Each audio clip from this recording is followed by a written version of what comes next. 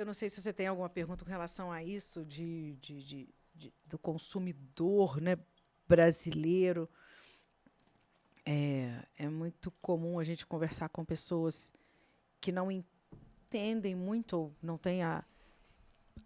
estão habituados a tomar muito vinho, que esse vinho que a gente está tomando, por exemplo, é um vinho muito amável a paladares ainda desacostumados. Uhum.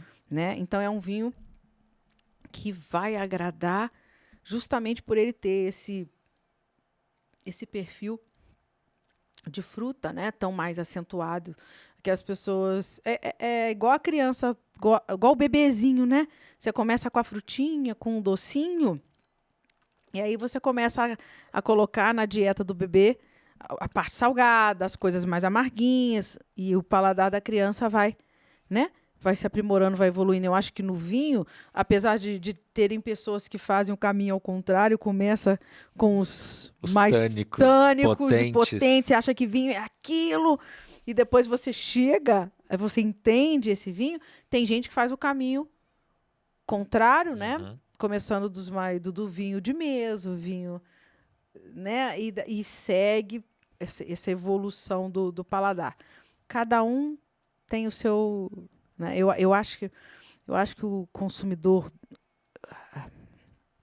essa coisa do que o consumidor brasileiro gosta, quer, para onde o consumo no Brasil vai, isso é muito complicado, mas eu acho que no Brasil a questão é um pouquinho mais simples, no sentido de que tem muito brasileiro que não sabe o que é vinho.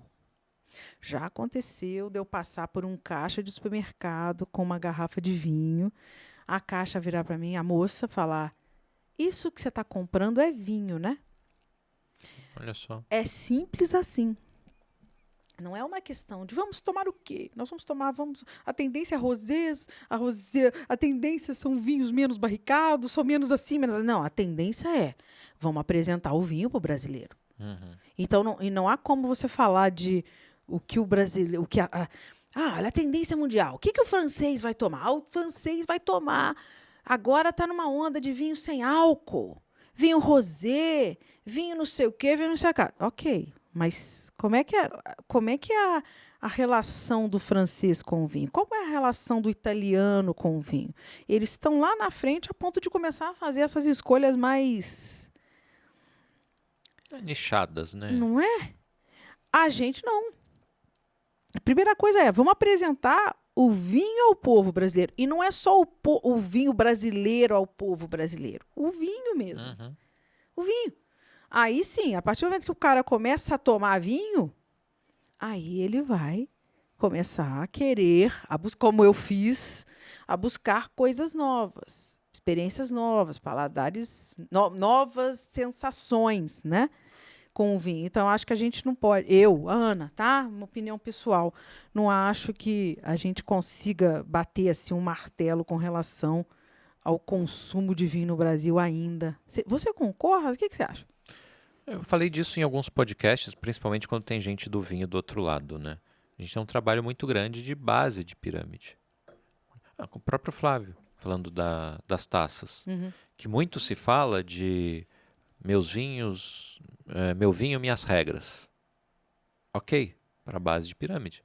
Determinados vinhos, eu vou querer ter a taça adequada para consumir. O que não pode fazer é o contrário. Já trazer a história que você só pode tomar determinado vinho na taça tal, para quem nem começou a tomar vinho. Exato!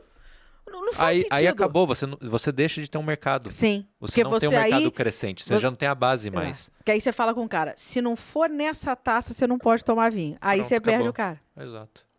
Então é nessa linha que eu vejo.